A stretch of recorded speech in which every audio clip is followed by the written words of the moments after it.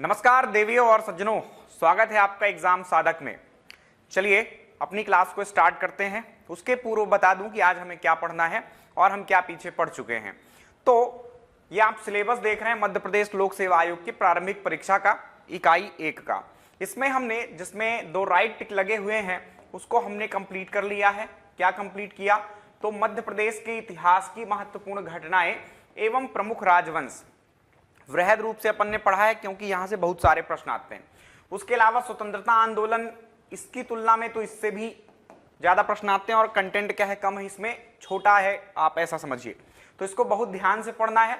स्वतंत्रता आंदोलन में मध्य प्रदेश का क्या योगदान रहा, कुछ घटनाएं हैं, उनको हमने कंप्लीट कर लिया है। देन तीसरी बात आती है मध्य प्रदेश के प्रमुख धार्मिक एवं पर्यटन स्थल।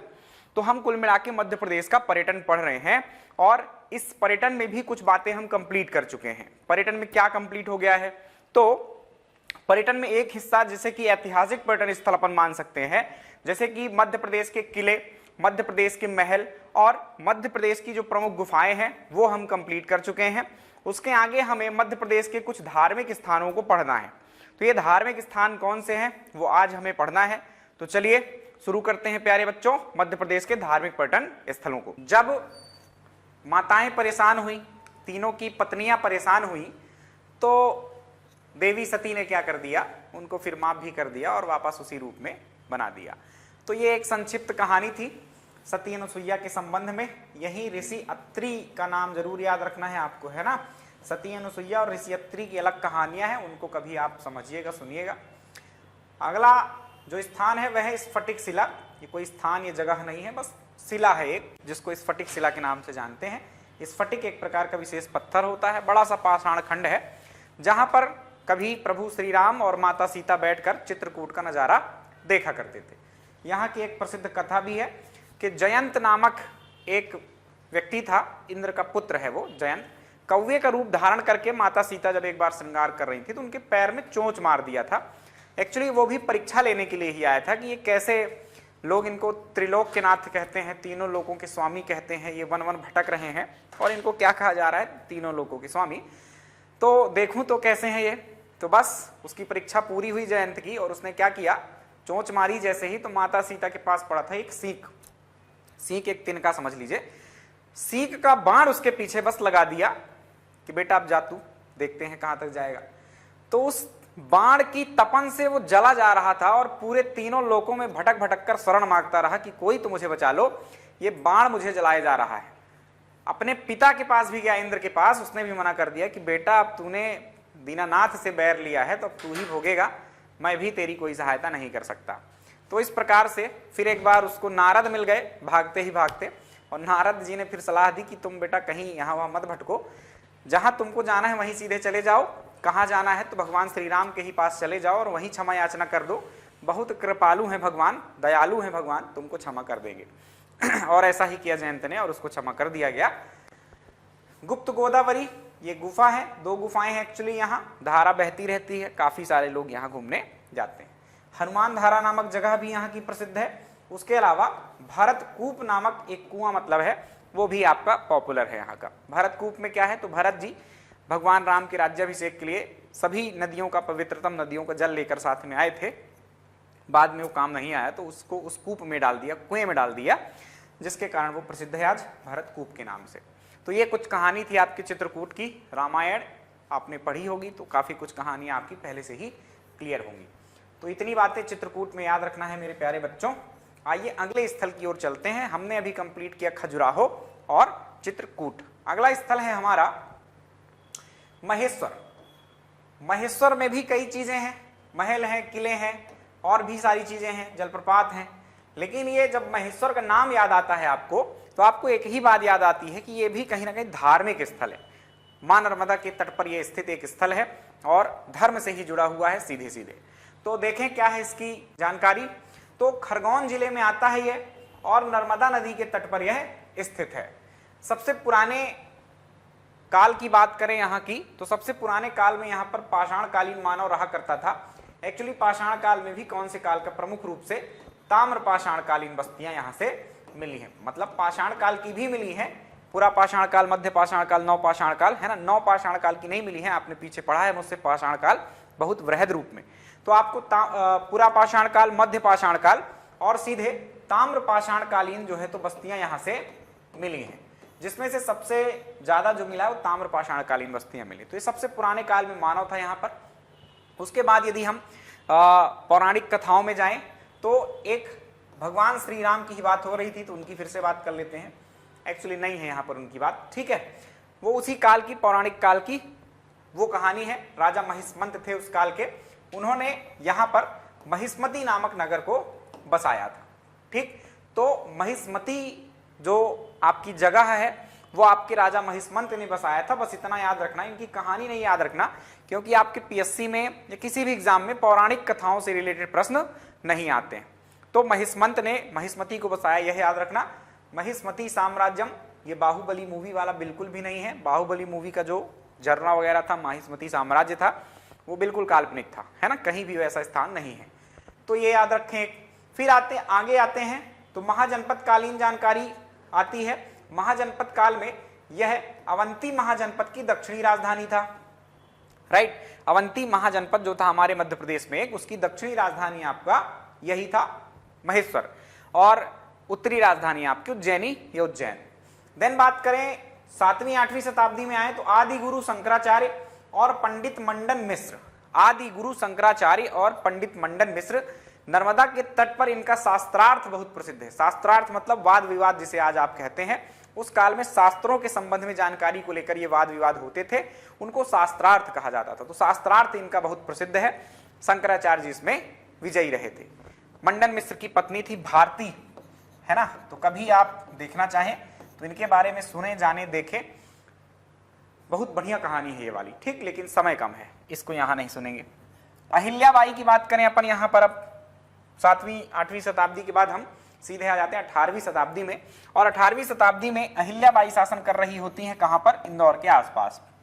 उसी काल में इन्होंने इसको अपनी राजधानी बनाया और यहीं से अपना शासन संचालित किया। हालांकि आर्थिक राजधानी इंदौर बनी थी। मंदिरों और शिवालयों के निर्माण के कारण इसको गुप्त काशी भी कहा जाता है, तो इसका एक उपनाम याद रखें। बहुत सारे मंदिर और शिवालय यहाँ मिलते हैं, क्योंकि माता अहिल्याबाई जो थी वो आपकी क्या थी, भगवान शिव की अनन्य भक्त थी। तो बहुत सारे मंदिर आपको यहाँ पर मिल जाएंगे। 2014 ने मध्य प्रदेश सरकार ने इसका महत्व समझते हुए इसको पवित्र स्थल के रूप में घोषित किया है, यह याद रखें। चित्रकूट को 2005 में घोषित किया। आगे भी कुछ स्थल आएंगे, जैसे कि अमरकंटक है, उसको भी 2005 में ही घोषित कर दिया था। तो महेश्वर को घोषित किया 2014 में। ये स्थल धार्मिक स्थलों को ही घोषित किया जाता है, पवित्र स्थल, यह ध्यान रखना है आपको। तो इसीलिए तो हम इसको धार्मिक स्थलों में पढ़ रहे हैं। देन अब बात कर लेते हैं कि यहाँ कौन कौन से स्थान है जो कि आपके भ्रमण योग्य हैं, घूमने योग्य हैं। कुछ मंदिरों की बात करेंगे, फिर कुछ अन्य बातों की भी बात कर लेंगे। राजराजेश्वर मंदिर है, महेश्वर में है, कभी पूछा जाए तो उत्तर लगा देना है। काशी विश्वनाथ मंदिर वाराणसी में है, लेकिन एक मंदिर आपके महेश्वर में भी है, यह याद रखें। वहीं की प्रतिकृति, आपने अभी एक ज्ञानवापी मस्जिद का विवाद बहुत तगड़ा चला था, आपने सुना ही होगा उसके बारे में। तो ऐसा मानते हैं जहां मस्जिद है, मूल रूप से जो काशी विश्वनाथ का मंदिर था वो वहीं पर था, और बाद में उसको तोड़कर मस्जिद बनवा दी गई, ज्ञानवापी मस्जिद। और बाद में माता अहिल्याबाई ने बहुत सारी जगहों पर मंदिरों और घाटों का पुनर्निर्माण जब करवाया, तो वहां पर उनको ज्ञात था कि यहाँ मंदिर था हमारा। तो जो जगह थी काशी, जो आपका मतलब वो मस्जिद था, मस्जिद के बगल में ही उन्होंने वर्तमान जो आपको काशी विश्वनाथ मंदिर दिखाई देता है वो माता अहिल्याबाई के द्वारा ही बनवाया गया। और वहीं की प्रतिकृति के रूप में एक मंदिर आपका कहाँ बनवाया गया, महेश्वर में भी। तो ये याद रखना है। सहस्त्रधारा जलप्रपात, यह भी बहुत पॉपुलर है। महेश्वर जब आप जाते हैं तो सहस्त्रधारा जलप्रपात आप जरूर भ्रमण करने जाते हैं। यह भी धार्मिक कथाओं से ही रिलेटेड है ना, पर वो कथाएं क्या हैं फिर कभी सुनेंगे, लेकिन अभी याद रखें आप सहस्त्रधारा। आगे चलते हैं, अहिल्या किला भी यहाँ का फेमस है। अहिल्या किला के सामने से ही आपकी माता नर्मदा बहती हैं, या कि मां नर्मदा के किनारे ही अहिल्या किला स्थित है। वहीं किले के पास ही राजवाड़ा है, जहां से ये अपना दरबार लगाया करती थी और जो भी मुद्दे होते थे राज्य के वो सुना करती थी। और इनसे संबंधित जो चीजें प्राप्त हुई हैं आपके महेश्वर में, उसके लिए एक संग्रहालय का भी निर्माण यहाँ किया गया है, जहां पर आपको कुछ वस्तुएं देखने को मिल जाएंगी जो वहां से प्राप्त हुई हैं। तो इस प्रकार से था हमारा क्या, महेश्वर के बारे में। महेश्वरी साड़ियां बहुत प्रसिद्ध हैं, यह भी बात आप याद रख सकते हैं। 2012 में इनको GI टैग प्राप्त हो चुका है। ठीक, तो चलिए प्यारे बच्चों, ये महेश्वर की बात हो गई यहां से कंप्लीट। आगे बढ़ते हैं। अगला जो महत्वपूर्ण स्थल है, ये आप उसमें जाने से पहले थोड़ा चित्र देख लेते हैं। ये किला है आपका अहिल्या किला। कौन सा किला है? अहिल्या किला। और आप बिल्कुल जस्ट सामने देख पा रहे होंगे कि यहाँ पर एक नदी बह रही है, यही नदी आपकी माता नर्मदा है। तो बहुत सुंदर नज़ारा सामने से लगता है। आप कभी देखें या जाएं तो घूमें जरूर इसको। ये देख सकते हैं आप, ये नर्मदा है। नर्मदा के उस पार से ये तस्वीर ली गई है, जो कि बिल्कुल भव्य किला दिखाई दे रहा है आपको। और ये इतनी ऊंची सीढ़ियां हैं। ये घाट है जहां पर नहाने की व्यवस्था की गई है। आइए अगले महत्वपूर्ण स्थल की ओर चलते हैं, या कहें कि मध्य प्रदेश में यदि पूछा जाए कि सबसे महत्वपूर्ण धार्मिक स्थल कौन सा है, धार्मिक स्थलों की बात करें यदि, है ना, जैसे खजुराहो थे, वो तो फेमस थे पर्यटकों के दृष्टिकोण से, खूब लोग जाते हैं वहां पर। लेकिन यदि आस्था के रूप में देखा जाए कि सबसे ज्यादा कहाँ लोग जाते हैं, तो वह स्थल है आपका उज्जैन। तो उज्जैन सबसे बड़ा धार्मिक केंद्र है आपका, न केवल वर्तमान से बल्कि बहुत प्राचीन काल से ही उज्जैन आपका धार्मिक केंद्र रहा है। तो उज्जैन की बात करें अब हम, उज्जैन का प्राचीन नाम आप निश्चित रूप से जानते होंगे। क्या जानते हैं? उज्जैन का प्राचीन नाम आपको पता होगा। उज्जैनी तो कॉमन है, सुना ही होगा, राइट, ये लिखा हुआ है उज्जैनी। उसके अलावा अवंती राज्य में, या अवंती राज्य का ये क्या था, केंद्र था, इसलिए इसका नाम अवंतिका भी मिलता है। और फिर अलग अलग ग्रंथों में कहीं अमरावती, कहीं प्रतिकल्पा, कहीं कुमुद्धति, ऐसे कई नामों से इसको बताया गया है। बहुत सारे नाम हैं, ये महत्वपूर्ण नाम मैंने आपके लिए शामिल कर दिए हैं। नाम उज्जैन क्योंकि पूर्व काल से ही, मतलब प्राचीन काल से आप समझ लो, बहुत सारे धर्मों का केंद्र रहा। हिंदुइज्म का तो सबसे महत्वपूर्ण केंद्र रहा। यहाँ बौद्ध धर्म भी के लोग भी रहे, कभी उनका भी बहुत ज्यादा संकेंद्रण था। उसके अलावा जैन धर्म के लोग भी यहाँ काफी मात्रा में रहे, उनके सबके अवशेष मिलते हैं। और हर काल में यह अस्तित्व में रहा। कई नगर ऐसे होते हैं, जैसे खजुराहो, खजुराहो जब तक राजधानी था चंदेलों का तब तक तो था, बाद में क्या हुआ, विलुप्त हो गया।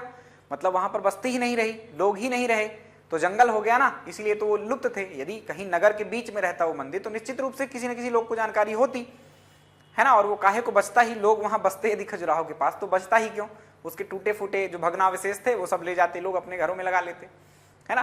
तो ये कहीं ना कहीं आउट में होगा, इसलिए शेष रह गए।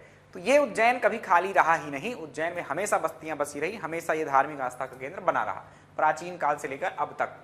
तो अलग अलग ग्रंथों में अलग अलग विद्वानों ने इसका वर्णन किया है अपने अपने हिसाब से, तो उन्होंने अलग अलग उपमाएं दी हैं उज्जैन को। तो ये सब नाम वो उपमाओं के द्वारा ही लिखे गए हैं।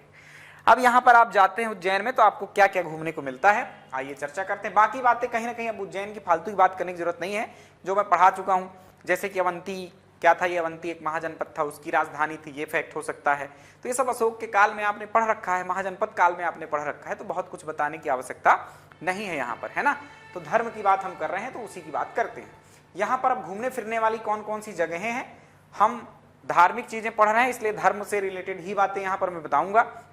जैसे कोई महल है उज्जैन में, तो महल में पीछे कंप्लीट करा चुका हूँ। किला कोई ऐसा महत्वपूर्ण है नहीं उज्जैन में। कोई गुफा है तो गुफा भी मैं पीछे कंप्लीट करा चुका हूँ, जैसे भरतहरी की गुफा है, वो पीछे ही पढ़ चुके हैं, तो वो चीजें शामिल नहीं होंगी। धार्मिक जो चीजें हैं उनको ही मैंने शामिल कर रखा है यहाँ पर। सबसे महत्वपूर्ण मंदिर पर चलें तो महाकाल मंदिर। कौन सा मंदिर है यहाँ का? महाकाल मंदिर। सर्वप्रथम आप यहीं जाते हैं तो यहीं से शुरुआत कर लेते हैं।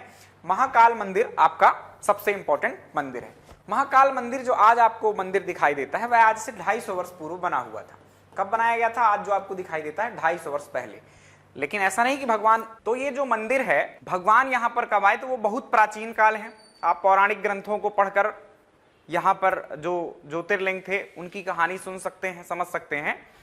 लेकिन ये मंदिर क्या है, कई बार आक्रमण हुए आपके देश में, तो मंदिर ध्वस्त हो चुका था, समाप्त हो चुका था। उसको बनवाने का काम आज से 250 वर्ष पूर्व हुआ। आप यह याद रखें।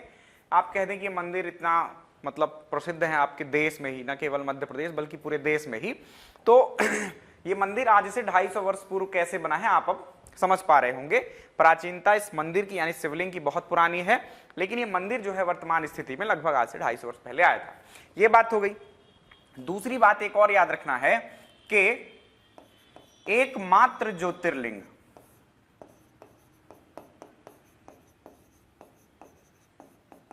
एकमात्र ज्योतिर्लिंग जो दक्षिण मुखी है, ये आपको ध्यान रखना है। महाकाल मंदिर के बारे में, यानी कि जो आपके ज्योतिर्लिंगों में से एक है महाकालेश्वर, वो एकमात्र ऐसे ज्योतिर्लिंग है जो कि दक्षिण मुखी है। यह इंपॉर्टेंट बात है आपके लिए, मध्य प्रदेश के दृष्टिकोण से ये इंपॉर्टेंट फैक्ट हो जाता है। तो ये बात कि हमने प्यारे बच्चों उज्जैन में महाकाल मंदिर की महाकाल मंदिर परिसर के आसपास ही जो उज्जैन में घूमने वाली जगह हैं, जो मंदिर हैं, वो कुछ आपके यहीं पर मिल जाते हैं, तो उनकी चर्चा सबसे पहले कर लेते हैं और फिर दूसरे देखना ही है हमें। तो महाकाल मंदिर के पास आप जाएंगे तो आपको बिल्कुल महाकाल मंदिर के ऊपर की मंजिल में एक मंदिर मिल जाएगा, नागचंद्रेश्वर मंदिर। कौन सा? महाकाल मंदिर जो परिसर है, मंदिर ही है, जहां पर नीचे की तरफ आपकी नीचे वाली मंजिल में सबसे नीचे जो गर्भगृह है उसमें भगवान महाकालेश्वर हैं, और उसके ऊपर की मंजिल और उसके ऊपर की मंजिल है ना, दूसरी तीसरी मंजिल में एक मंदिर है आपका नागचंद्रेश्वर मंदिर। वर्ष में एक बार खुलने वाला मंदिर है यह। ऐसे कई सारे मंदिर हैं, लेकिन एक बार आपके मध्य प्रदेश कर्मचारी चयन मंडल ने इसके बारे में प्रश्न ऐसा पूछ लिया था कि भारतवर्ष का कौन सा एक मंदिर है जो कि वर्ष में एक बार ही खुलता है। तो ये नाग पंचमी के दिन नागचंद्रेश्वर मंदिर खुलता है। शेष नाग की तस्वीर वहां पर है और कुछ भगवान शिव से रिलेटेड भी प्रतिमाएं लगी हुई हैं। तो नागचंद्रेश्वर मंदिर को याद रखना है, महाकालेश्वर के जस्ट ऊपर। देन बात करें, उसी मंदिर के पास आपको हरसिद्धि माता का मंदिर मिल जाएगा, जो कि एक जो 52 शक्तिपीठ हैं उनमें से एक है आपके मध्य प्रदेश में। तो हरसिद्धि माता का मंदिर उज्जैन के पास ही आपको, मतलब महाकालेश्वर जो मंदिर है उन्हीं के जस्ट पास ही आपको मिल जाएगा। उसके अलावा वहां पर क्या आपको मिल जाएगा? भारत माता मंदिर। कभी आप गए हो यदि उज्जैन, जो बच्चे गए होंगे तो उनको पता होगा, बिल्कुल वहीं परिसर में ही, महाकालेश्वर मंदिर के परिसर में ही भारत माता मंदिर है एक। भारत माता की उसमें तस्वीर लगी हुई है और सुंदर सा प्रांगण है उसका, बढ़िया सा गार्डन है, आप बैठकर घूम सकते हैं। ठीक, मलखंभ वगैरह खेलने के लिए वहां पर व्यवस्था भी की गई है, अखाड़ा जैसा बनाया गया है। राइट, तो ये कुछ मंदिर जो बिल्कुल पास में है। उसके अलावा आप आगे की बात करें तो आप महाकाल मंदिर को घूमकर कहां चले जाते हैं प्यारे बच्चों? काल भैरव मंदिर या के मंगलनाथ, जहां भी जो भी आपको ज्यादा पसंद होते हैं। इनके बाद आप कहीं ना कहीं ज्यादातर जो दर्शनार्थी होते हैं वो क्या करते हैं? मंगलनाथ का चयन करते हैं कि भगवान महाकालेश्वर के तो दर्शन हो गए, अब साथ में ही कुछ और दर्शन करना है, जिसमें मंगलनाथ मंदिर या काल भैरव मंदिर का चयन प्रमुख रूप से किया जाता है। तो कोई यहां चला गया, कोई यहां चला गया। मंगलनाथ का मंदिर जो है आपका, जब आप सांदीपनी आश्रम जाते हैं तो उसी सीधे आप चले जाएं उसी मार्ग पर तो आपको मंगलनाथ का मंदिर मिल जाता है। ऐसा कहते हैं कि जिसकी कुंडली में मंगल भारी होता है उसको मंगलनाथ के दर्शन अवश्य करना चाहिए। ये मंगलनाथ मंदिर आपके देश में तो कई सारे हैं, लेकिन जो उज्जैन में आपका मंगलनाथ मंदिर है, यहीं पर भगवान मंगल का जन्म हुआ था, इसलिए आपके लिए यह महत्वपूर्ण हो जाता है। न केवल आपके लिए बल्कि पूरे देश के लिए महत्वपूर्ण हो जाता है। तो केवल मध्य प्रदेश के लोग नहीं बल्कि भारत के अलग अलग हिस्सों से भी लोग यहाँ पर दर्शन के लिए आते हैं। बढ़िया सा इसका पुनर्निर्माण हो गया है, बढ़िया शानदार मंदिर बन गया है, अच्छा प्रांगण है वहां पर। ठीक, अवश्य जाएं जिसकी कुंडली में मंगल भारी हो। काल भैरव मंदिर, काल भैरव मंदिर जो है आपका, ये काल भैरव को समर्पित है ना। और इंटरेस्टिंग बात यह है कि शराब मदिरा का इनको प्रसाद चढ़ाया जाता है ना। बड़े लोग, थोड़ा सा मतलब रोचक बात है ये, इसलिए थोड़ा देखने भी चले जाते हैं कि कैसा ये मंदिर है जहां पर शराब भगवान पीते हैं। तो आप जाएंगे तो उनका मुख थोड़ा सा खुला रहता है और आप अपना प्रसाद जो है वहां पर चढ़ा सकते हैं और वो अंदर चला जाता है भगवान के। पता नहीं, अभी ऐसा मानते हैं लोग बाग, देखो कभी कोई रिसर्च तो नहीं हुई ऐसी, ऐसा मानते हैं कि वो बस अंदर ही चली जाती, कोई ऐसे टैंक नहीं है जहां पर वो भरता रहता हो। राइट, तो काल भैरव मंदिर एक जीवंत मंदिर आप कह सकते हैं इस प्रकार से।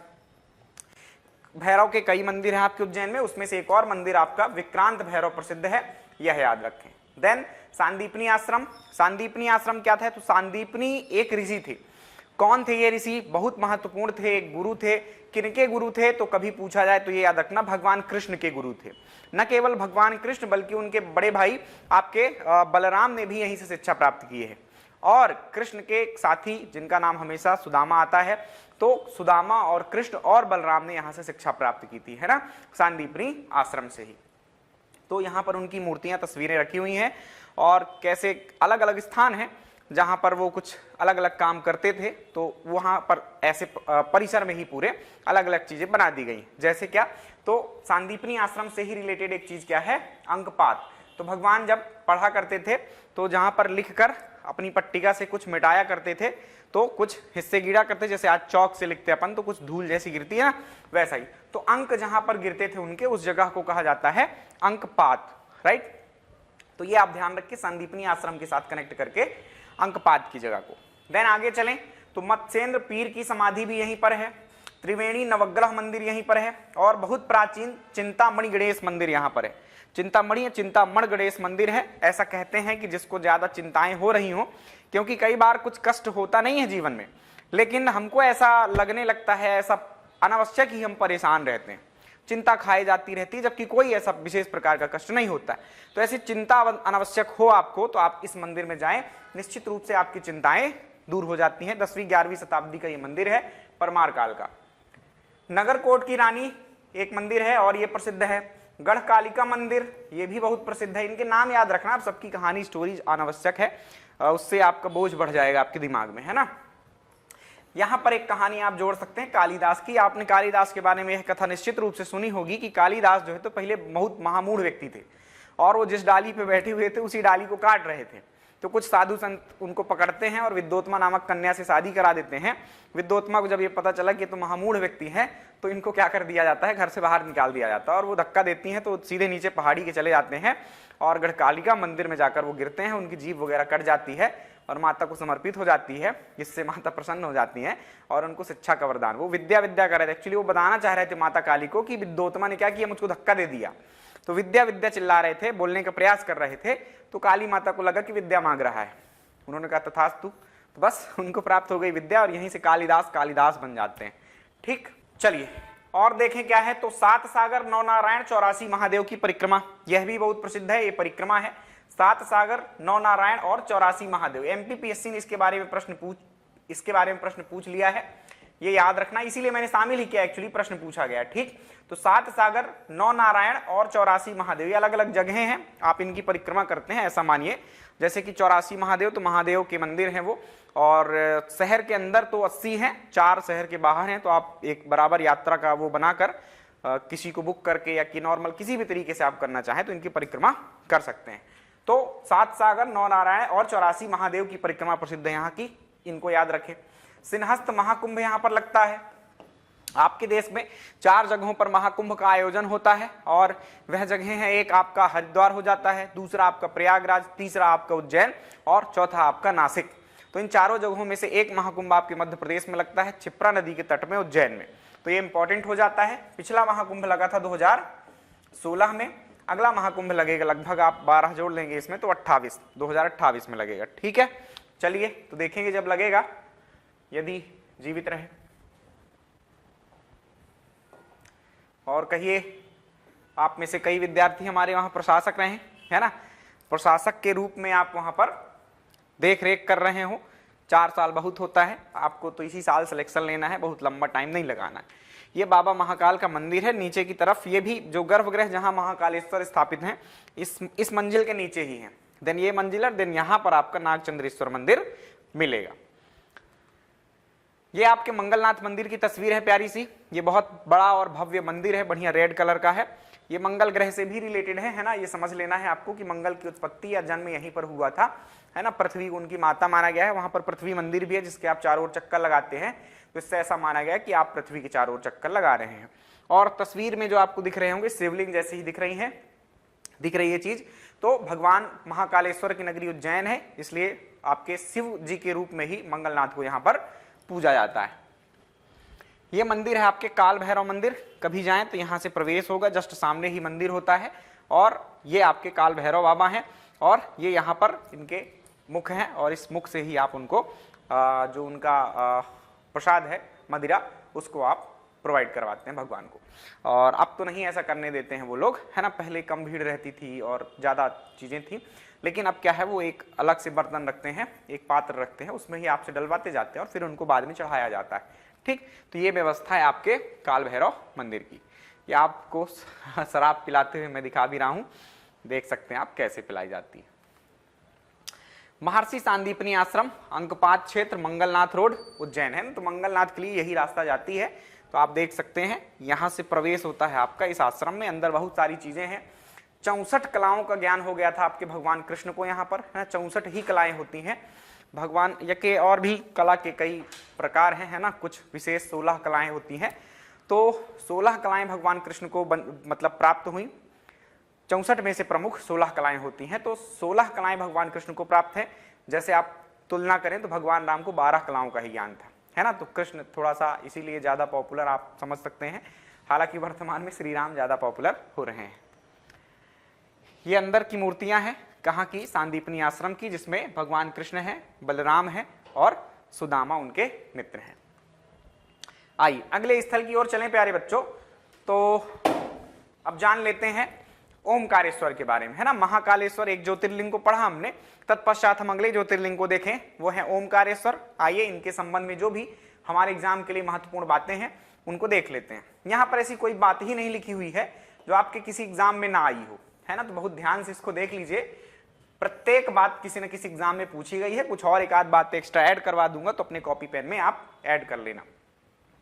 कहां पर स्थित है ओमकारेश्वर, किस जिले के अंतर्गत आते हैं, तो यहां पर मिस प्रिंट है, आपको याद रखना है खंडवा, ना कि खरगोन। क्या याद रखना है, खंडवा जिले में आते हैं। आप नक्शा अपने पास रखते होंगे, ऐसा मैं सिखा चुका हूं आपको कि जो भी आप पढ़ें मैप जरूर अपने आसपास रखें। तो खंडवा में आप देखेंगे, खंडवा के बिल्कुल उत्तर पश्चिमी सीमा पर कोने पर ही आपका ओमकारेश्वर नामक स्थान जो है तो हाईलाइटेड होगा, बोल्ड अक्षरों में लिखा होगा।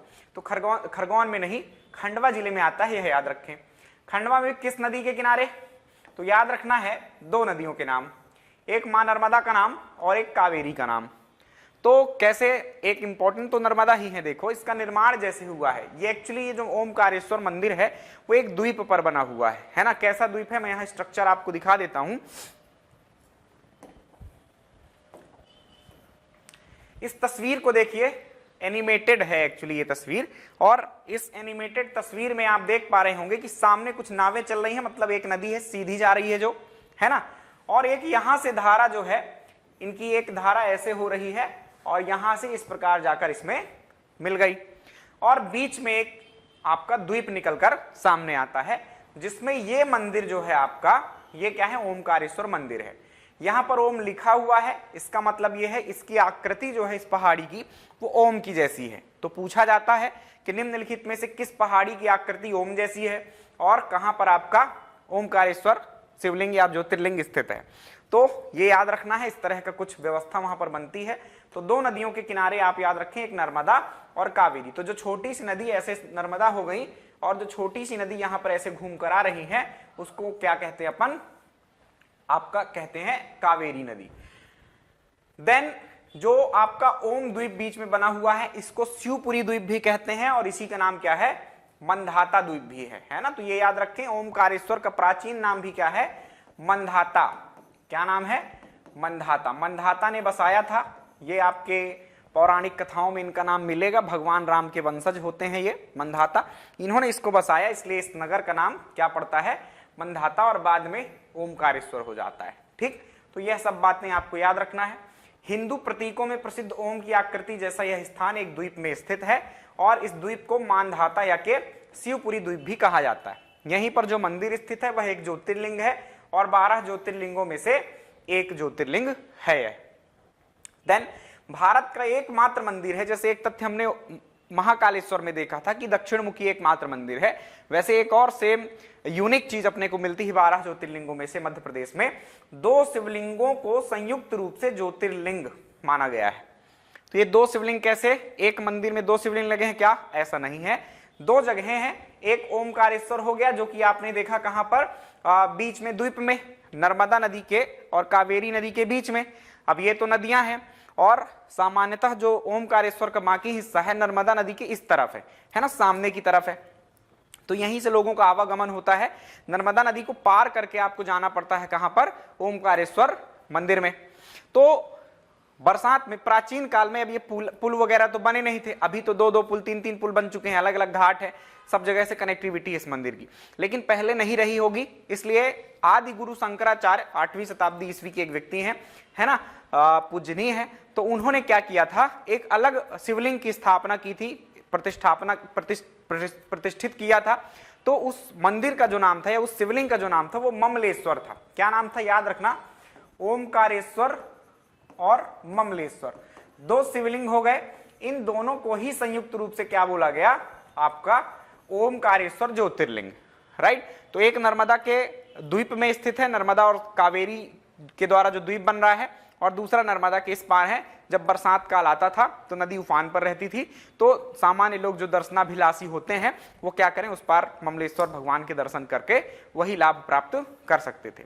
भगवान शिव के अनन्य भक्त थे शंकराचार्य, उनको भगवान शिव के दर्शन भी प्राप्त हुए थे, राइट।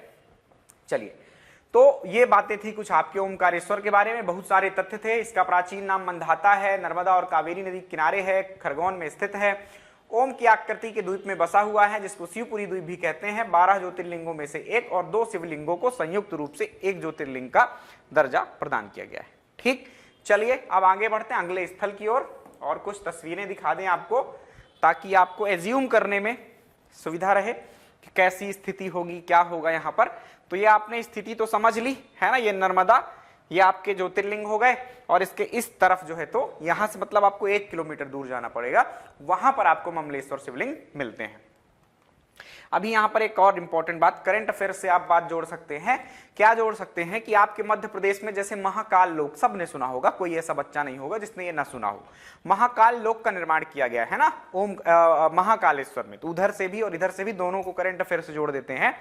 तो महाकालेश्वर जो मंदिर था आपका, वहां पर बहुत बढ़िया प्रांगण, मतलब पहले केवल मंदिर था, थोड़ा सा परिसर ही था, लेकिन अब वहां पर बहुत बड़े क्षेत्र पर क्या कर दिया गया है, बहुत सारे निर्माण कार्य कर दिए गए हैं। और जो पौराणिक कथाएं हैं, भगवान शिव से रिलेटेड चीजें हैं, वो सब वहां पर कुछ प्रतिमाएं स्थापित की गई हैं, कुछ आपके बैठने वगैरह की व्यवस्था की गई है। तो बहुत बढ़िया प्रांगण बना दिया गया, मतलब आप जाएं तो एक दिन आपको महाकालेश्वर मंदिर में ही व्यतीत हो जाएगा, इतना बड़ा बन रहा है। एक स्टेज उसका पूरा हो चुका है ना, उद्घाटन भी उसका हो चुका है, लेकिन अभी दूसरा चरण चल रहा है, पूरी तरह से अभी तैयार नहीं है। कौन? महाकाल लोक। ठीक, तो महाकाल लोक के बारे में इतना याद रखें। दूसरी बात, ओमकारेश्वर, यहां पर एक और मतलब उसी की तर्ज पर क्या बन रहा है, एकात्म धाम बन रहा है, यह याद रखें। क्या बन रहा है? एकात्म धाम। तो यहां पर ओमकारेश्वर में विकसित किया जाना है एकात्म धाम, इस जगह को एकात्म धाम के रूप में विकसित किया जाना है। और यहां पर एक मूर्ति लगाई जानी है, एक प्रतिमा लगाई जानी है, किसकी? भगवान शंकराचार्य की। शंकराचार्य जिन्होंने ममलेश्वर शिवलिंग को स्थापित किया, भी मैंने आपको बताया, वही वाले 8वीं शताब्दी के शंकराचार्य, इनकी क्या है, प्रतिमा लगाई जानी है, अष्टधातु से निर्मित। किससे निर्मित? अष्टधातु से। इसके लिए बहुत पहले से प्रयास चालू हो गए थे, अभी मुश्किल से 2-4 दिन बाद आप देखना उसकी स्थापना होगी। शिवराज सिंह जाएंगे, अखबारों में आ रहा है रोज। ठीक, पढ़िए अखबार, आप भी पता कर पाएंगे ये बातें। तो शंकराचार्य की प्रतिमा लगाई जाना है, ये याद रखें। यहीं पर शंकराचार्य की गुफाएं भी स्थित है, ये गुफा में हमने पढ़ा था। चलिए अब आगे चलते हैं। ये बात थी जो कि आपके समसामयिक विषयों से रिलेटेड थी, यहीं पर आपको जोड़ दिया है, परेशान नहीं होना है आपको। ये मंदिर आपका वास्तविक है, वो जो एनिमेटेड थोड़ा सा तस्वीर थी उसको देख लें और उसके बाद वास्तविक तस्वीर देख लें। ये वही पहाड़ी है, ये सामने नर्मदा है, घूमकर आपकी कावेरी पीछे से आ रही है और वापस से नर्मदा में ही मिल जाएंगी। ये सामने आपका मंदिर दिखाई दे रहा है, यहीं से पुल बने हुए हैं, जैसे इस तरफ से आपको पुल दिखाई दे रहा है, एक आध पुल अलग अलग घाट से इस द्वीप को और जोड़ते हैं। यहां से आप जाते हैं, इस मंदिर में दर्शन करते हैं, यहीं से मार्ग है सब ऊपर वगैरह जाने के लिए। तो ऊपर पहाड़ी के ऊपर आपकी प्रतिमा जो है शंकराचार्य जी की, वो स्थापित किया जाना है, राइट। और ऊपर ही पूरा व्यवस्थित रूप से क्या है, विकास किया जा रहा है। इसके संबंध में कुछ लोग विरोध भी कर रहे थे, जो कि पर्यावरणविद थे, वहीं के स्थानीय कुछ निवासी थे और कुछ पर्यावरणविद थे। उन लोगों ने ये कहा क्योंकि जंगल काटे जाएंगे ना, पहाड़ी के ऊपर क्या थे, बहुत सारे जंगल थे, कुछ साधु मुनि भी रहते थे वहीं पर अपनी आश्रम या कुटिया बना बना कर, तो उन सबको क्या किया जा रहा है, हटाया जा रहा है, जंगल काटे जा रहे हैं। इसके संबंध में लोग विरोध भी कर रहे थे, तो खूब चर्चा में था, इस बात को आप याद रखिएगा। चले आगे, अगली बात करते हैं अमरकंटक की। बहुत प्रसिद्ध स्थान है आपका। ऐसा कहते हैं अमरकंटक के बारे में कि यदि आपने सारे तीर्थ कर लिए और अमरकंटक की यात्रा आपने नहीं की तो आपके तीर्थ व्यर्थ हो सकते हैं। तो आपको अमरकंटक निश्चित रूप से जाते हैं सभी लोग, जो भी तीर्थ यात्रा पर जाते हैं, जैसे आपके घर में वयोवृद्ध लोग होंगे, कुछ लोग जा चुके होंगे, कुछ लोग तैयारी में होंगे, तो जब भी वो जाएंगे, 4 धाम जाएंगे, रामेश्वर जाएंगे, सारे ज्योतिर्लिंग जाते हैं, सभी जगहों पर घूमते हैं, तो जब लौट कर आते हैं तो अपने ही मध्य प्रदेश के अमरकंटक में उनकी में भी अंतिम यात्रा यहीं पर होती है और वो वहां पर यात्रा करके फिर मुक्त जैसे बैठ जाते हैं कि बस जो भी जीवन का कार्य था वो हमने निपटा दिया है, जो कमाई करनी थी, जो करना था हमने कर लिया, भगवान का भजन करना है और हमने तीर्थ भी कर लिया। एक बड़ी उपलब्धि होती है तीर्थ यात्रा कर लेना वृद्ध लोगों के लिए, है ना। तो गांव में तो सामान्यतः यही बातें होती हैं। अब शहर के लोग जो है तो अब नहीं कह सकते कि जाते नहीं जाते हैं, उनका मन है। गांव में निश्चित रूप से जो भी वृद्ध व्यक्ति होते हैं वो क्या जाते हैं, तीर्थ यात्रा पर जाते हैं। तो इस महत्व को देखते हुए इसका नाम एक आपको मिल जाएगा, तीर्थराज। तो तीर्थराज के नाम से किस नगर को जाना जाता है या कि किस जगह को जाना जाता है, यह याद रखें आप, आपके अमरकंटक को जाना जाता है। एक तथ्य यहीं पर कंप्लीट किया। अब आप याद रखिए अमरकंटक है कहां पर, तो वर्तमान अनूपपुर जिले में है। कहां पर स्थित है, वर्तमान अनूपपुर जिले की पुष्पराजगढ़ तहसील में ये अवस्थित है। ये जो पहाड़ी है अमरकंटक, एक देखो चोटी है, सतपुड़ा रेंज है पूरी, सतपुड़ा जो पर्वत श्रेणियां हैं, सतपुड़ा पर्वत श्रेणियां कई भागों में है, तो इसमें भी एक श्रेणी आपको मिलेगी मैकल पर्वत श्रेणी, है ना। तो मैकल पर्वत श्रेणी में एक सबसे ऊंची चोटी उसकी अमरकंटक है, जिसकी ऊंचाई आप याद रख सकते हैं, ये भूगोल के दृष्टिकोण से इंपॉर्टेंट है, 1048 मीटर, है ना। थोड़ा बहुत यहां वहां मिल भी जाता है डेटा, आप 1048 याद रखें। तो 1048 मीटर ऊंचाई वाली एक चोटी है, मतलब कुल मिलाकर एक पहाड़ी है जहां पर ये सारी चीजें स्थित हैं। तो इसका पौराणिक नाम जो मिलता है हमको प्राचीन ग्रंथों में, ये मिलता है त्रक्स पर्वत या ऋक्ष पर्वत या त्रक्षकूट, कुछ भी मिले ऐसा मिलता जुलता नाम, राइट। तो ऋक्ष कूट या त्रक्षकूट, कूट का मतलब मैं पीछे भी समझा चुका हूं, जैसे चित्रकूट था तो कूट का मतलब वहां पर क्या था, आपका पहाड़ी या किसी चोटी से या शिखर से है, और चित्र का मतलब वहां अशोक के पेड़ों से था, तो वहां पर अशोक के पेड़ बहुत थे, इसलिए उस जगह का नाम क्या पड़ा, चित्रकूट। वैसे ही त्रक्ष इस जगह का नाम है, और कूट मतलब पहाड़ी पर अवस्थित, इसलिए त्रक्षकूट या त्रक्ष पर्वत कुछ भी मिले आप याद रखें, इसका पौराणिक नाम है, प्राचीन ग्रंथों में मिलेगा। यह बहुत प्रसिद्ध नगर है और धार्मिक स्थल के रूप में जाना जाता है, प्राकृतिक भी है, लेकिन ज्यादातर जो आप मन में याद करिए अमरकंटक का नाम लीजिए तो आपको निश्चित रूप से धार्मिक रूप से ही मन में याद आएगा कि कहीं धार्मिक आस्था का ही केंद्र है, ना कि प्राकृतिक। पर आपका दूसरा हिल स्टेशन भी है, ये याद रखना है। तो चूंकि ये क्या है आपका धार्मिक स्थल, इसलिए मध्य प्रदेश सरकार ने 2005 में इसको क्या किया था, पवित्र स्थल घोषित किया था। पवित्र स्थल ऐसे ही स्थलों को घोषित किया जाता है जो कि आपके धार्मिक स्थल होते हैं और बहुत सारे लोगों की आस्था का केंद्र होते हैं, राइट। लेकिन ये भी ध्यान रखना प्राकृतिक स्थल भी है और इसको आप दूसरा हिल स्टेशन मानते हैं। पहला कौन सा है, पहला आपका पचमढ़ी है, राइट। अब बात कर लेते हैं यहाँ पर जो भ्रमण करने वाली जगहें हैं, कहाँ कहाँ आप जा सकते हैं, कुछ धार्मिक भी हैं और कुछ प्राकृतिक भी हैं, सारी चीजें एक साथ ही देख लेते हैं, अलग अलग देखने की आवश्यकता नहीं है। दर्शनीय स्थलों में बात करें तो सबसे पहले आप याद रखिए नर्मदा कुंड का नाम, है ना। तो लोग जो जाते हैं सबसे पहले नर्मदा माता के दर्शन करने जाते हैं, वहीं माता नर्मदा का मंदिर भी है और बहुत सारे छोटे छोटे मंदिर हैं, और पास में एक कुंड है, तालाब जैसी व्यवस्था है। तो नर्मदा कुंड में आप दर्शन करें नर्मदा माता का, ऐसा मानते हैं कि नर्मदा कुंड से ही मां नर्मदा की उत्पत्ति हुई है, यानी नर्मदा नदी की उत्पत्ति हुई है। देन नर्मदा नदी जब 8 किलोमीटर दूर चली जाती है तो वहां पर एक प्यारा जलप्रपात बनता है जिसका नाम है कपिलधारा जलप्रपात। इसका नाम ऋषि कपिल के नाम पर पड़ा हुआ है, जो कि सांख्य दर्शन के प्रणेता थे। तो कपिल मुनि यहाँ रहा करते थे, कभी तप किया उन्होंने, इसके नाम पर ये कपिलधारा जलप्रपात 8 किलोमीटर दूर। कपिलधारा से 1 किलोमीटर जस्ट दूर दुग्धधारा जलप्रपात पड़ता है। दुग्धधारा इसका ऐसा नाम है कि जब वो झरना यानी पानी जब गिरता है ऊपर से नीचे की ओर, तो सूर्य की किरणें पड़ती हैं जब, तो बहुत शानदार सा नजारा दिखता है, ऐसा लग रहा है दूध बह रहा हो, है ना। तो इसको दुग्धधारा नाम दे दिया गया है। देन ये नर्मदा माता की बातें थी कुछ जुड़ी हुई।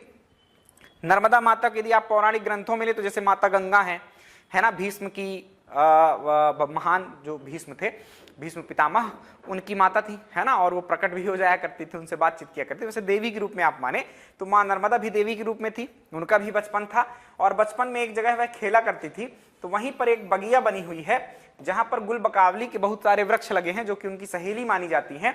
तो ये माई की बगिया भी वहीं पर है, इसको आप याद रखें। तो नर्मदा माता से जुड़े हुए सारी जो बातें थी एक साथ आप याद रखें कि नर्मदा कुंड यहाँ पर है, कपिलधारा जलप्रपात, दुग्धधारा जलप्रपात, और क्या स्थित है यहाँ पर आपका नर्मदा माई की बगिया। माई कौन माई, तो नर्मदा माई, राइट। तो माई की बगिया है। देन अपन और आगे बढ़े तो यहां से आपको 3 मंदिर जो है, यानी कि 3 नदियां जो है उद्गमित होती हुई दिखाई देती हैं।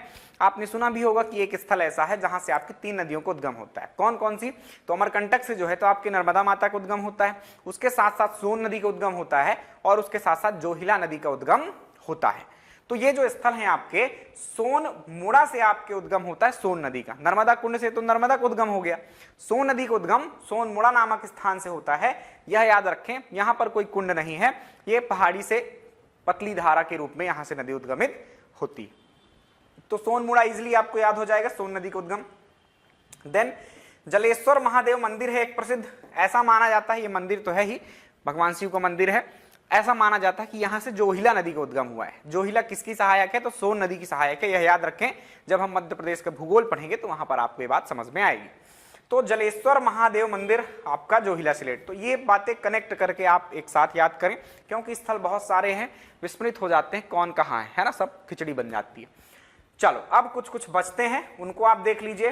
कर्ण मंदिर है, यहाँ पर आपके कलचुरी वंश के शासक जो लक्ष्मी कर्ण थे उन्होंने एक मंदिर बनवाया, उसका नाम कर्ण मंदिर है। इसके अलावा धुनी पानी, यह एक गर्म जल का स्रोत है ना, मतलब पानी है, गर्म रहता है। आप भूगोल पढ़ेंगे तो स्रोत या के सोता, अंग्रेजी में इनको स्प्रिंग्स कहते हैं, हॉट स्प्रिंग्स, राइट। तो हॉट स्प्रिंग है ऐसा कहिए आप, और यहाँ पर डुबकी लगाने से यानी इसमें नहाने से, इसके जल से कहते हैं कि त्वचा संबंधी जो रोग होते हैं वो दूर हो जाते हैं, ठीक। तो धुनी पानी याद रखें। इसके अलावा कबीर चौराहा, तो जो महान संत कबीर थे और गुरु नानक देव थे, जहां पर उनकी मुलाकात हुई थी उसको कबीर चौराहा कहते हैं, यह याद रखें। फिर ऋषि भृगु के नाम पर यह भृगु कमंडल नामक एक स्थान है।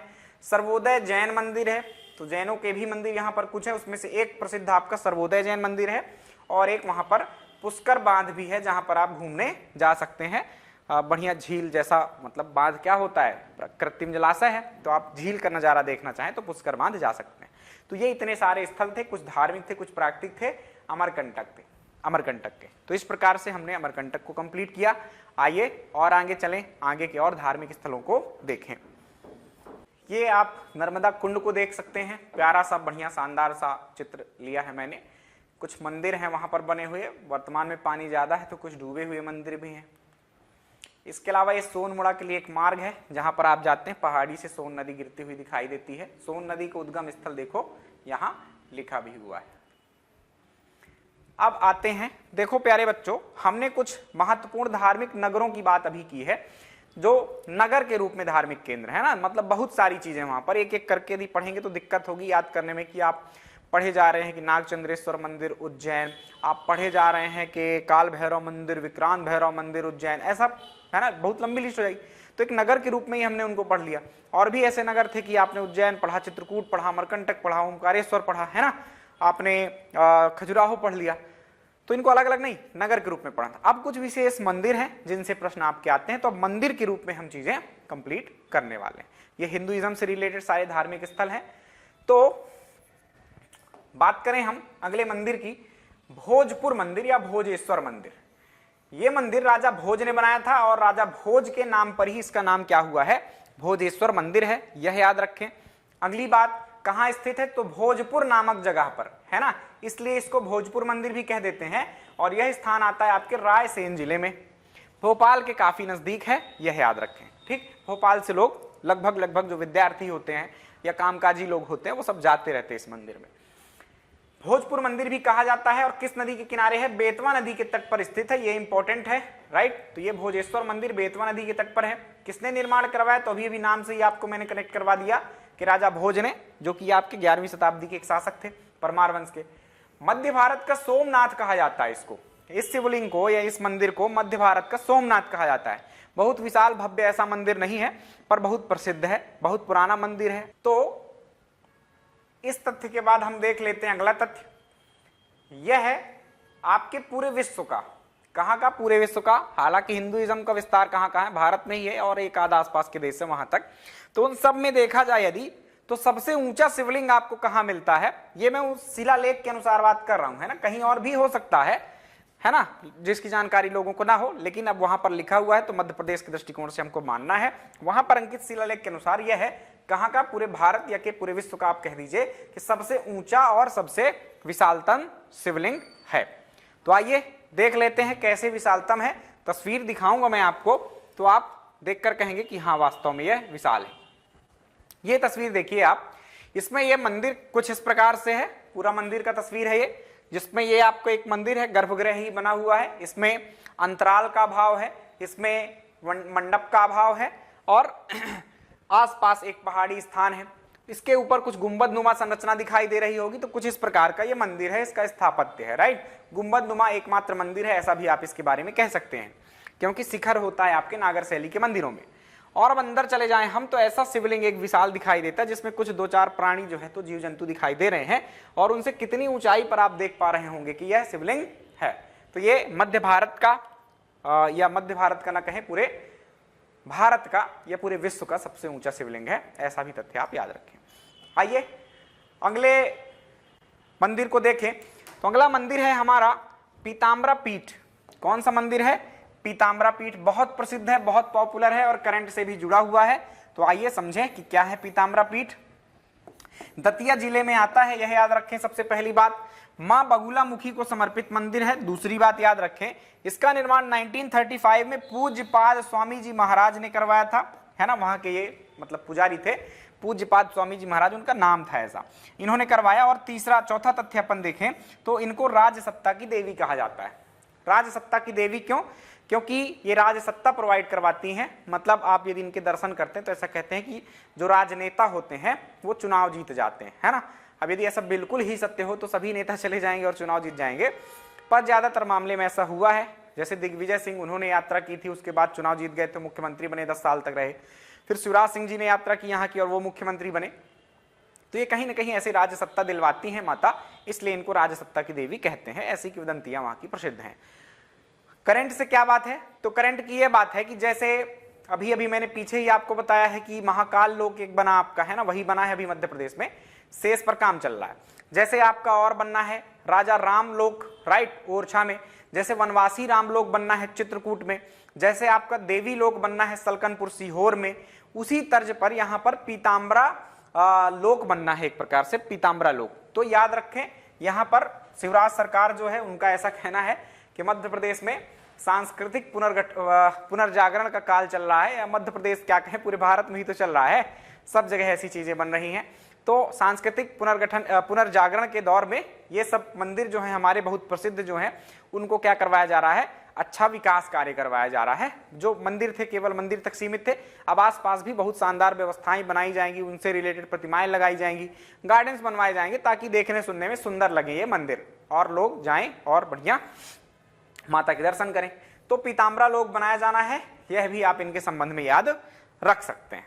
तो ये कुछ बातें थी माता पीताम्बरा की। आगे के मंदिरों को देखें। अब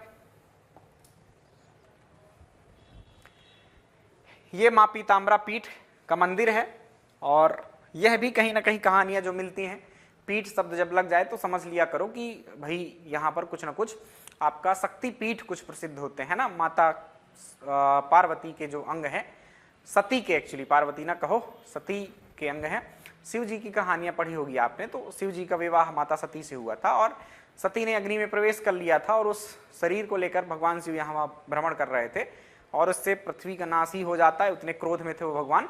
तो भगवान विष्णु ने क्या किया, माता सती के जो है तो अपने सुदर्शन चक्र से बहुत सारे टुकड़े कर दिए, जिसमें 52 टुकड़े हुए। कहीं कोहिनी गिरी, कहीं गला गिरा, कहीं हार गिरा, है ना। तो बहुत सारे शक्तिपीठों का निर्माण हुआ है। संख्या उनकी 52 याद रखें। तो उन पीठों में से एक यह भी है। ठीक है, चलिए अब आ जाते हैं अगले मंदिर पर, पशुपतिनाथ मंदिर। पहले तो मैं तस्वीर ही दिखा दूं और यहीं पर कुछ चर्चा कर लेता हूं। ये पशुपतिनाथ मंदिर है, राइट। तो पशुपतिनाथ मंदिर जो है भगवान शिव का मंदिर होता है। पहली बात, पशुपतिनाथ शब्द जो है वो भगवान शिव से जुड़ा हुआ है सीधे तौर पर। तो आप जब भी कभी पूछा जाए पशुपतिनाथ मंदिर किस देव को समर्पित है, तो शिव जी को होगा निश्चित तौर पर। देन ये पशुपतिनाथ मंदिर दुनिया में कहाँ का प्रसिद्ध है? तो सबसे प्रसिद्ध जो पशुपतिनाथ मंदिर है वो नेपाल की राजधानी काठमांडू में स्थित है। तो भारत में और कहीं भी जहां भी पशुपतिनाथ मंदिर मिलते हैं, ज्यादातर उसी की तर्ज पर बनाए जाते हैं, राइट। तो पशुपतिनाथ मंदिर जो है आपका, वो कहां पर आपके मध्य प्रदेश में है? मंदसौर जिले में आता है। कहां पर आता है? मंदसौर में। किस नदी के किनारे आता है? तो यह याद रखें, शिवना नदी के किनारे। किस नदी के किनारे? शिवना नदी के किनारे। और ये जो शिवना नदी है, ये प्रत्येक वर्ष बरसात के काल में इस मंदिर को ऐसे कुछ डुबा देती हैं और इस प्रकार भगवान शिव के दर्शन करने या उनको नहलाने चली जाती हैं, राइट। तो शिवना नदी के किनारे मंदसौर में अवस्थित है। और इनकी खास बात जो है, ये विश्व का एकमात्र मंदिर है, यह शिवलिंग है जो अष्टमुखी है। अष्टमुखी आप देख पा रहे होंगे इस तस्वीर में कि एक मुख भगवान शिव का ये है, दूसरा मुख ये नीचे की तरफ है और इसी तरह चारों तरफ ये मुख हैं। तो 4 ऊपर और 4 नीचे मुख हैं, कुल मिलाकर 8 संख्या हो जाती है। तो इस प्रकार से अष्टमुखी शिवलिंग है। पशुपतिनाथ मंदिरों में आप जब देखेंगे तो सामान्यतः 4 मुखों वाले शिवलिंग मिलते हैं, राइट, चतुर्मुखी। लेकिन ये कैसा है, अष्टमुखी है।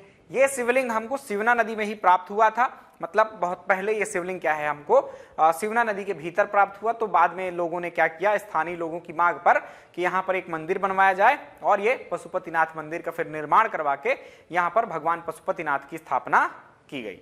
तो ये कुछ बातें थी पशुपतिनाथ के संबंध में। अब जो बातें लिखी हैं वो यही हैं जो मैंने आपको सुना दी है कि पशुपतिनाथ मंदिर कहाँ है, मंदसौर में है। नेपाल की राजधानी काठमांडू के पशुपतिनाथ मंदिर के तर्ज पर यह बनाया गया है और विश्व का एकमात्र अष्टमुखी मंदिर है, शिवना नदी के तट पर स्थित है। ये सारे तथ्य थे। क्लियर, याद कर लीजिएगा इन्हें। आइए अगले मंदिर की ओर चलते हैं। अब ये कुछ मंदिर हैं, कुछ बातें मैंने आपको सिखाने के लिए डाली है। क्या सिखाना चाहता हूं आइए दिखा देता हूं। अब कुछ काम बचते हैं आपके, क्योंकि आयोग या दूसरे भी जो भी बोर्ड हैं एग्जाम कंडक्ट करवाते हैं वो कुछ उटपटांग से प्रश्न पूछते हैं। तो इस सूची को आप आराम से आगे बढ़ा सकते हैं, या कि हमने बहुत सारे मंदिर और बहुत सारी चीजें जो है तो पीछे ही कवर कर ली थी। जैसे आपसे सास बहू का मंदिर मैंने अभी यहाँ मंदिरों में नहीं पढ़ाया। सास बहू का मंदिर चूंकि हम पढ़ चुके हैं ग्वालियर के किले को पढ़ते टाइम, है ना। तो ग्वालियर के किले में हमने सास बहू का मंदिर देखा है जिसे सहस्त्रबाहु मंदिर कहते हैं। उसके अलावा हमने तेली का मंदिर देखा। तो ऐसे भी कुछ मंदिर हैं जो हम पढ़ चुके हैं कहीं और, तो बार बार रिपीट करने का अनावश्यक कोई मतलब है नहीं। तो आप इस लिस्ट को आगे बढ़ा सकते हैं एक जगह पर याद करने के लिए, आपको ऐसा लगे तो, राइट। तो ये कुछ पुराने जो हो सकते हैं, जैसे कि नागचंद्रेश्वर मंदिर उज्जैन में है, मैंने यहां लिख दिया है। सास बहू का मंदिर ग्वालियर में है, लिख दिया है। तेली का मंदिर ग्वालियर में है, नोट कर दिया है। चतुर्भुज मंदिर आपका एक ओरछा में है, चतुर्भुज मंदिर ग्वालियर में भी है। तो आप ऐसा कर सकते हैं, इस सूची को, इस तालिका को आगे बढ़ा सकते हैं, आपकी इच्छा पर निर्भर है। पर यहां पर दो बातें हैं जो आपने नहीं पढ़ी, उनको पढ़ लेते हैं। नेमावर नामक एक जगह है, बड़ी प्रसिद्ध जगह है, धार्मिक जगह है, देवास जिले के अंतर्गत आती है और नर्मदा के तट पर, बिल्कुल देवास के दक्षिणी इलाके में आता है ये मंदिर, ये जगह स्थान है एक, है ना। और नर्मदा नदी के तट पर यह स्थित है। ऐसा माना जाता है कि यह मां नर्मदा का नाभि स्थल है। नाभि स्थल मतलब शरीर का जो केंद्र होता है वो नाभि माना जाता है। तो इसको भी क्या माना गया है, मां नर्मदा का नाभि स्थल। तो यह याद रखें। इसके अतिरिक्त आप ये बात याद रखें कि इस स्थान का जो प्राचीन नाम था वह भी नाभिपुर था। एक और एक्स्ट्रा बात याद रखें। यहां पर कुछ चीजें और बन रही हैं, मतलब हमको जो प्राप्त हुई चीजें हैं, यहां पर जैन धर्म से भी संबंधित बातें प्राप्त हुई हैं। तो आप ये नेमावर जो है वो किस किस धर्म का प्रसिद्ध केंद्र है, तो आप एक तो हिंदुइज्म का याद ही रखें, दूसरा आप याद रखेंगे जैन धर्म से संबंधित। तो दो बातें और नोट कर लेना है। इसके अलावा एक और मंदिर, काकन मठ मंदिर। तो एक रानी काकनमती थी जो कि कछवाहा शासक कीर्तिराज की पत्नी थी। उनकी इच्छा पर, उनके कहने पर कछवाहा शासक कीर्तिराज ने सिहोनिया नामक स्थान में, जो कि मुरैना में है, वहां पर काकन मठ का निर्माण करवाया था। ठीक, तो काकन मठ मंदिर कभी पूछा जाए तो यह याद रखें। कछवाहा वंश या कच्छप घात वंश हमने क्या है पढ़ रखा है, ग्वालियर के आसपास शासन करता था। आइए अब हम कुछ पढ़ने वाले हैं बौद्ध धर्म से संबंधित स्थल। कोई हेडिंग नहीं है। सांची स्तूप आप जानते हैं किस धर्म से रिलेटेड है, बौद्ध धर्म से रिलेटेड। तो बौद्ध धर्म से रिलेटेड मैं दो बातें आपको यहाँ बताने वाला हूँ। मतलब केंद्र तो और भी है। बाघ की गुफा हमने देखा कि बौद्ध धर्म से रिलेटेड चीजें मिली हैं, तो कोई वो मंदिर नहीं है, कोई ऐसा वो नहीं है कि अब भी बौद्ध धर्म के अनुयायी वहां जाते हो या रहते हो, लेकिन यहाँ पर रहते भी हैं और खूब जाते भी हैं। तो दो ही स्थल हैं आपके बौद्ध धर्म से प्रसिद्ध, एक है आपका कौन सा, सांची स्तूप, और एक है भारूत स्तूप। सांची स्तूप भी जो है आपका यही बस एक इंपॉर्टेंट हो जाता है। भारूत स्तूप में भी उतने सारे लोग नहीं जाते क्योंकि वो विखंडित हो चुका है, टूट फूट चुका है। वर्तमान में उसके भग्नावशेष ही मिलते हैं, शेष चीजें वहां पर स्तूप के रूप में कोई भी मिलती नहीं है। पर थोड़ा बहुत चर्चा उसकी भी करेंगे जो तथ्य आते हैं। सांची को मैं पीछे भी पढ़ा चुका हूं, रिपीट इसलिए कर रहा हूं क्योंकि बहुत महत्व का ये स्थल है। कहां पढ़ाया है तो आपको रिकॉल करवा दूं, पीछे की वीडियोस आप देखेंगे तो उसमें जब हम पढ़ रहे थे अशोक का काल, मौर्य काल, जहां भी आपको मैं अपने थंबनेल पर जो मेरे वीडियोस आते हैं उसमें जो चीजें लिखी रहती हैं कि इस वीडियो के अंदर हम क्या पढ़ने वाले हैं, तो कहीं एक जगह आपको मौर्य वंश दिखाई दे जाएगा, मौर्य वंश, शुंग वंश, ऐसी सारी चीजें। तो उस लेक्चर में आपको ये सांची के स्तूप मिल जाएगा। अशोक को पढ़ाते टाइम मैंने सांची के स्तूप की चर्चा की थी, भरूत स्तूप की भी की थी, वापस से देखना है। सांची एक जगह का नाम है, एक गांव का नाम है। उसका जो प्राचीन नाम मिलता है, ये बहुत प्रसिद्ध स्थल रहा है, प्राचीन काल से ही बना हुआ है। इसका जो प्राचीन नाम मिलता है वो है काकड़ाय। तो इसका प्राचीन नाम याद रखें, काकड़ाय। इसके अलावा इसका नाम बौद्ध श्री पर्वत भी मिलता है, तो यह भी आप याद रखें। कहां पर स्थित है, तो ये स्थित है आपके रायसेन जिले में। चूंकि बौद्धों का ये प्रसिद्ध केंद्र है इसलिए इसको बौद्ध नगरी के नाम से भी जाना जाता है। तो ये तथ्य है शुरुआती। रायसेन में बेतवा नदी के तट पर स्थित है और काकड़ा या बौद्ध ऋषि पर्वत के नाम से इसको जाना जाता था। अब आते स्तूप की बात करें तो इस स्तूप का निर्माण किसने करवाया? तो मौर्य वंश के प्रतापी शासक राजा अशोक ने इस स्तूप का निर्माण करवाया, राइट। और यहां पर स्तूप कैसा बनवाया था? तो स्तूप में सिंपल एक गुंबद बस बनवाया था उन्होंने, राइट, और ईंटों से बनवाया था। मूल रूप से यह स्तूप जो है वो ईंटों से बना हुआ था। यह इंपॉर्टेंट बात है, याद रखना, पूछा गया है एक एग्जाम में। तो ये ऐसा स्तूप था, लेकिन आसपास अब आपको दिखाई देता है कि उसके आसपास वेदिकाएं बन चुकी हैं, तोरण द्वार बन चुके हैं। तो वो सब किसने निर्मित करवाया? तो आगे के शासकों ने, जिसमें कुछ का उल्लेख हमको मिलता है, जैसे कि आपके शुंग वंश के शासक पुष्यमित्र शुंग ने क्या है, इसके परिक्रमा पथ या परिक्रमा पथ को हम प्रदक्षिणा पथ भी कहते हैं। तो प्रदक्षिणा पथ का निर्माण किसने करवाया? यह भी इंपॉर्टेंट बात है। तो वो पुष्यमित्र शुंग ने करवाया, शुंग वंशी शासक। मौर्यों के जस्ट बाद ही वो शासन करते हैं, राइट। तो ये याद रखना है। बाकी तोरण द्वार और भी बहुत सारे जो प्रतिमाएं हैं, वहां की मूर्तियां हैं और आकृतियां उकेरी गई उन वेदिकाओं में या के तोरण द्वारों पर, तो आगे के कालांतर में शासकों ने करवाते गए हैं। इसका कोई उल्लेख नहीं मिलता कि किसने क्या काम करवाया हुआ है, राइट। तो इतना याद रखें, मूल रूप से यह केवल गुंबद था, मूल रूप से ईंटों से बना हुआ था। बाद में शुंगों ने इस पर काम करवाया, प्रदक्षिणा पथ का निर्माण करवाया। यह इंपॉर्टेंट बात है, यह भी याद रखें। इसकी खोज किसने की? तो एक गांव के रूप में था, यहां पर कोई बस्ती मिली नहीं, आज कोई रहता नहीं है। अब धीरे धीरे, हालांकि जब से ये आर्कियोलॉजिकल सर्वे ऑफ इंडिया ने बढ़िया सुंदर बना दिया है इसको, तब से धीरे धीरे आसपास लोगों का निवास बनता जा रहा है, क्योंकि उनको रोजगार चाहिए ना। तो रोजगार के लिए लोग यहाँ खूब घूमने जाते हैं, तो लोग बसते जा रहे हैं।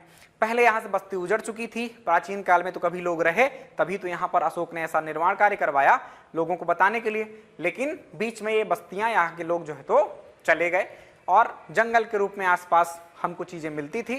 तो आपके जनरल टेलर नामक व्यक्ति थे, ये घूमते हुए देखते हैं कि ये तो स्तूप है और अशोक के स्तूप हैं। महत्व को समझते हुए उन्होंने आर्कियोलॉजिकल सर्वे ऑफ इंडिया को सूचना दी और उन्हें फिर यहाँ पर काम करवाया। जॉन मार्शल साहब ने यहाँ पर एक संग्रहालय भी बनवाया हुआ है और जो भी वहां से चीजें हमको, अभिलेख जो भी प्राप्त हुआ, मूर्तियां, सब उस संग्रहालय में रखा हुआ है। तो आप सांची स्तूप को घूमने के साथ साथ ही वहां के संग्रहालय को भी अवश्य भ्रमण करें। स्तूप किस चीज का प्रतीक चिन्ह होते थे? तो स्तूप जो है, कोई भी बौद्ध अनुयायी या के बौद्ध भिक्षुक जो महत्वपूर्ण होते थे, उनकी मृत्यु के बाद वहां पर स्तूप बनाया जाता था। तो जैसे कि बुद्ध हुए, बुद्ध के प्रमुख शिष्य हुए, तो उनके जो अवशेष थे मृत्यु के पश्चात, उनको रख कर क्या है, स्तूप बनवाए जाते थे। तो यहां पर आपके सारीपुत्र और मोगलियान, दो उनके महत्वपूर्ण शिष्य थे, उनके जो है तो दंत अवशेष यहां पर रखे गए हैं। मतलब स्तूप का संबंध मृत्यु से है, राइट, ये ध्यान रखें। जैसे कि चैत्य का संबंध बौद्धों के पूजा स्थल से है, जैसे कि बिहार का संबंध बौद्धों के निवास स्थल से है, वैसे स्तूपों का संबंध उनकी मृत्यु से है या कि उनके भिक्षुकों की मृत्यु से है, राइट। 1989 में इसको विश्व विरासत स्थल घोषित किया गया, ये भी बहुत इंपॉर्टेंट बात है। 1986 में खजुराहो हमारा पहला विश्व विरासत स्थल था मध्य प्रदेश का। दूसरा ये सांची स्तूप था जो कि 1989 में घोषित हुआ, डेट के साथ याद रखना है, ठीक। और ये भारत का सबसे बड़ा स्तूप है जिसकी ऊंचाई 16.64 मीटर और व्यास 36.5 मीटर है। ये बात थी आपके सांची के स्तूपों की। आइए आगे बढ़े।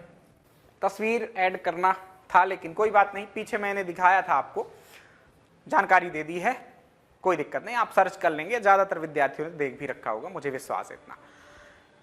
सांची के साथ थोड़ा सा भरूच की जानकारी एक्स्ट्रा मैं दे देता हूं, है ना। भरूच पीछे पढ़ा चुका हूं, इसलिए थोड़ा सा कम बात कर रहा था इन पर। भरूच स्तूप जो है वो किस जिले में स्थित है, यह याद रखें आप, सतना जिले में स्थित है। उसका भी निर्माण किसने करवाया? आपके अशोक ने ही करवाया है मूल रूप से। लेकिन आगे चल के, जैसे कि सांची स्तूप में पुनर्निर्माण करवाने का काम आपके पुष्यमित्र शुंग ने किया है, वैसे ही पुष्यमित्र शुंग ने आपके भरूच स्तूप के पुनर्निर्माण का भी कार्य करवाया था।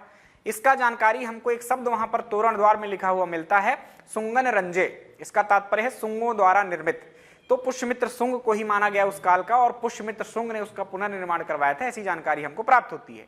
कुछ इतिहासकार तो ऐसा मानते हैं कि उसका निर्माण ही पुष्यमित्र शुंग ने करवाया था, पर वो विवादित बात है, आप अशोक के संबंध में याद रखें।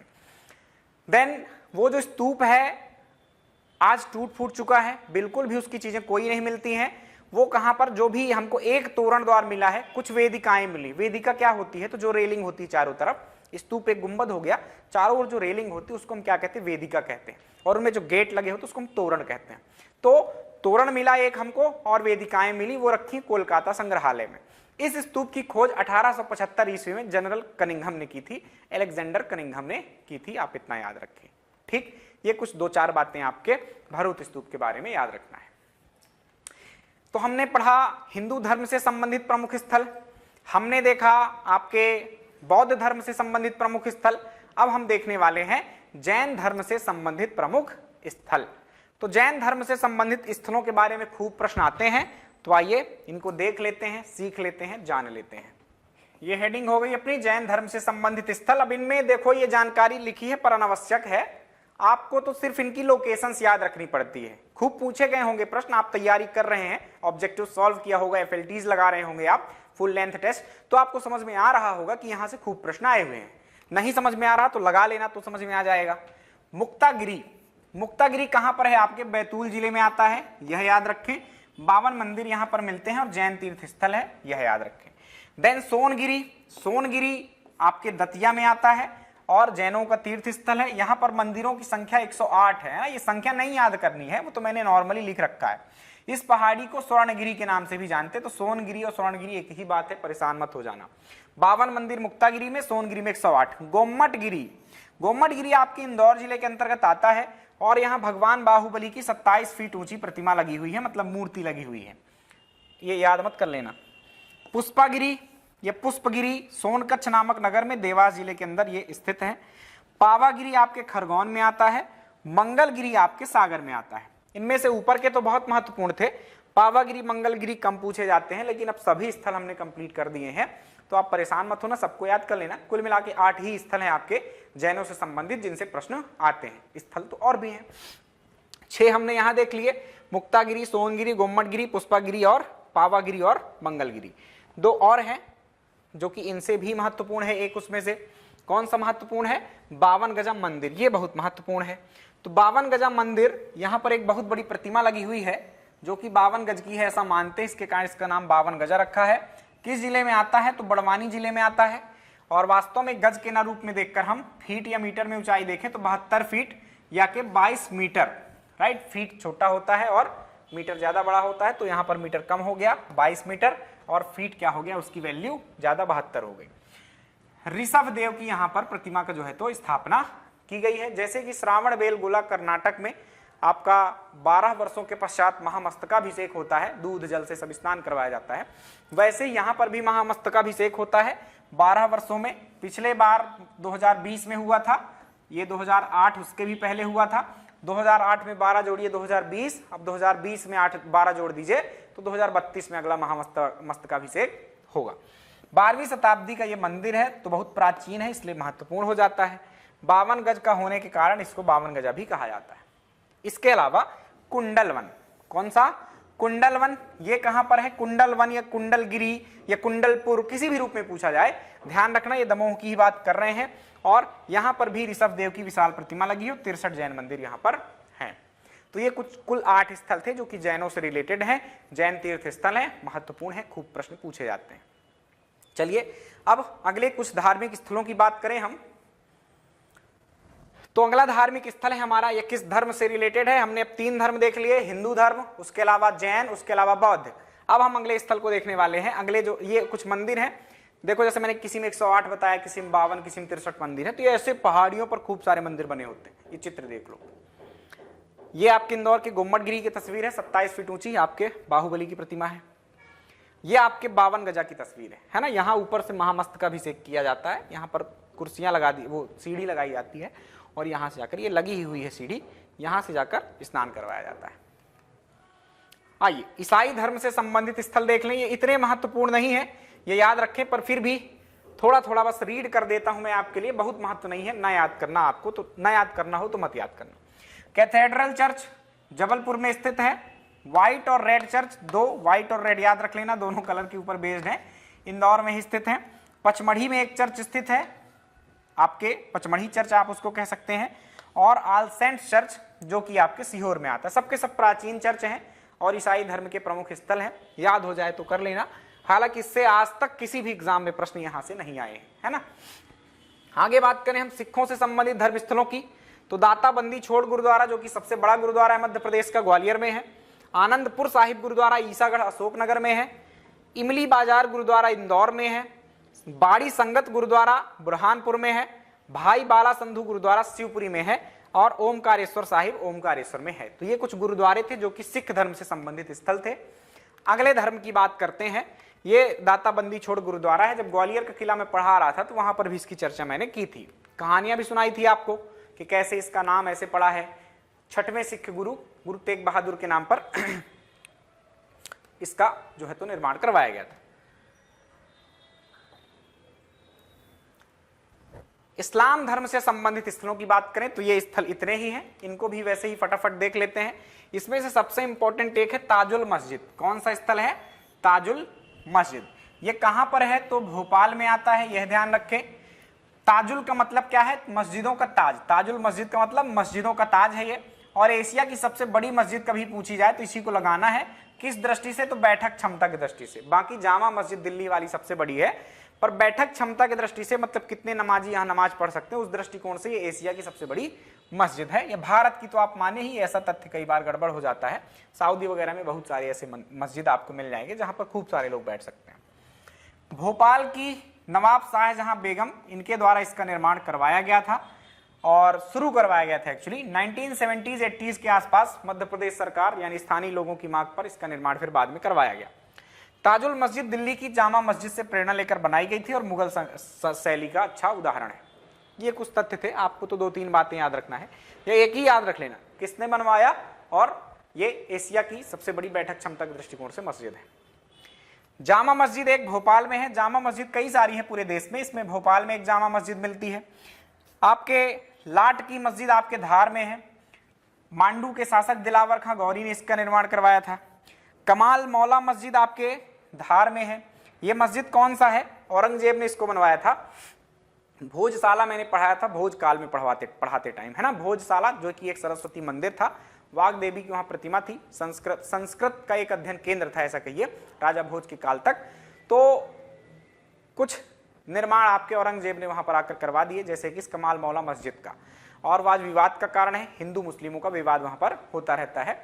इस्लाम धर्म के अनुयायी कहते हैं कि यही पुरानी है और बाद में ये मंदिर बनाया गया है, और हिंदू धर्म के लोग कहते हैं कि मंदिर पहले था। मोती मस्जिद भोपाल में है, सिकंदर जहां बेगम द्वारा बनवाया गया था। ये कंप्लीट हुआ हमारा मध्य प्रदेश के धार्मिक स्थल, राइट। हमने हिंदुइज्म को पढ़ा, हिंदू धर्म के लोगों को पढ़ा, धार्मिक स्थलों को पढ़ा। उसके अलावा इस्लाम धर्म के लोगों के धार्मिक स्थलों को पढ़ा।